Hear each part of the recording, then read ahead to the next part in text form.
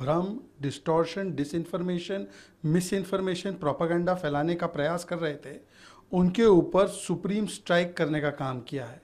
आज supreme court ने कहा है कि एसआईआर जो की गई है और जो कर रहे हैं इलेक्शन कमीशन वाले, वो संविधानिक भी है, वो लीगल भी है, कानूनी भी है। जो एसआईआर की गई है उसमें कोई कानून का उल्लंघन नहीं हुआ। एसआईआर का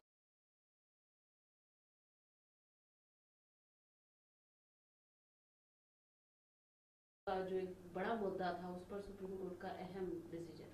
सत्यमेव जयते। आज सुप्रीम कोर्ट ने जो एसआईआर और इलेक्शन कमीशन पर लगातार झूठ, भ्रम, distortion, disinformation, miss information, propaganda फैलाने का प्रयास कर रहे थे, उनके ऊपर सुप्रीम स्ट्राइक करने का काम किया है। आज सुप्रीम कोर्ट ने कहा है कि एसआईआर जो की गई है और जो कर रहे हैं इलेक्शन कमीशन वाले, वो संविधानिक भी है, वो लीगल भी है, कानूनी भी है। जो एसआईआर की गई है उसमें कोई कानून का उल्लंघन नहीं हुआ। जो एसआईआर की प्रक्रिया अपनाई गई है वो प्रोपोर्शनल है, आर्बिट्रेरी नहीं है, और बिहार के एसआईआर एक्टिविटी को भी अपहोल्ड करने का काम किया है। कांग्रेस और उनका पूरा इकोसिस्टम बिहार में एसआईआर एसआईआर चिल्ला रहा था, बंगाल में एसआईआर एसआईआर चिल्लाने लगा, केरलम में एसआईआर हुआ, उनके लिए वो बिल्कुल ठीक था क्योंकि वहाँ चुनाव जीते, तमिलनाडु में एसआईआर बिल्कुल ठीक था। तो ये चयनात्मक कमिटमेंट और चयनात्मक एलिगेशन इसलिए लगाए गए क्योंकि एसआईआर बहाना है, अपने आप को हार से बचाना है। आज जिस प्रकार से कांग्रेस का पूरा इकोसिस्टम, जब वो खुद एसआईआर करते थे तब उसको ठीक मानते थे, चमत्कार मानते थे, आज एसआईआर होती है तो उसको गुनहगार मानते हैं। ये दोहरा रवैया जो है वो पूर्ण तरीके से ध्वस्त हुआ है, और जो वर्डिक्ट आया है उसमें एक स्थापित हो गया है कि फ्री एंड फेयर इलेक्शन के लिए एसआईआर अत्यंत आवश्यक है। How do you see the supreme court decision regarding the SIR? See, today we will say Satyamev Jayate. Today the Supreme Court in its verdict on SIR has done a surgical strike on this entire ecosystem of Congress and others who were trying to create propaganda, disinformation, misinformation, fakery and a narrative against SIR and Election Commission merely when they lose the election.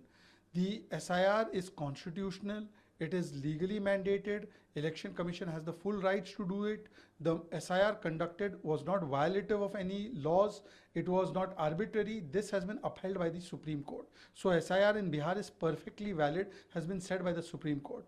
We remember Congress party could not provide a single affidavit of a person who was wrongly deleted from the list. They were only creating a narrative on the time that they were losing the elections. So SIR was questioned in Bengal and Bihar, but SIR in Kerala and Tamil Nadu was perfectly fine. Today the Supreme Court has vindicated the Election Commission, the SIR activity, and it has also exposed the double standards of the Congress party, particularly Rahul Gandhi. What Karnataka issue yesterday, several round meeting took place, around 7 round, and there's a buzz that CM may change. How do you say this?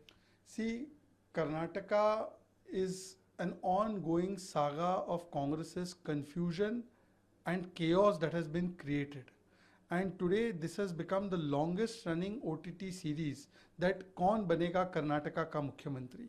Sometimes it is said that DK Shivkumar will become, sometimes it is said that Siddaramaiah ji will continue, and there is complete confusion and chaos. And in this fight for chair, in this fight for satta, the janta is being ignored in Karnataka.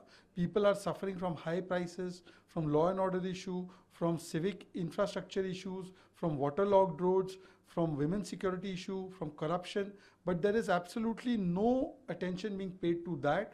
And this is the template of the Congress party. This I need confusion, I need chair template. We have seen it in Rajasthan, in Punjab, then we have seen it in Chhattisgarh, and now we are seeing that it is being done in Karnataka too. In Kerala also we saw how there was confusion while appointing the CM. This shows that Congress party is in the comma mode, it is in a mode of confusion and complete chaos. Karnataka में जिस तरह की परिस्थिति चल रही है, कांग्रेस के कई राउंड मीटिंग हो चुकी है, ये कहा जा रहा है कि सिद्धारमैया शायद इस्तीफा दे देंगे, सीएम चेंज हो जाएगा, क्या लग रहा है, क्या करेंगे? देखिए, कर्नाटका में कौन बनेगा मुख्यमंत्री, गेम ऑफ थ्रोन्स आज भी जारी है। लगातार 2.5-3 वर्षों से यही चलता आ रहा है।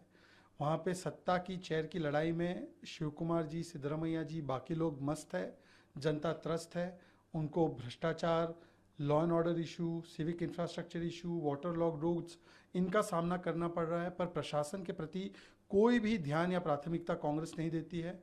कांग्रेस का हमेशा से ये टेम्पलेट रहता है कि अपने ही लोगों के बीच में सत्ता क्या झगड़ा, सत्ता के लिए लड़ाई कराती रहे। गहलोत पायलट हमने देखा, छत्तीसगढ़ में भूपेश सिंह बाघेल और टी.एस. सिंहदेव हमने देखा, हिमाचल में भी यही चल रहा है, कर्नाटका और केरल में भी यही चल रहा है।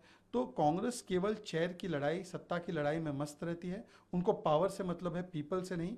और ये जो लंबा धारावाहिक चल रहा है, इसका कभी अंत ही नहीं होता।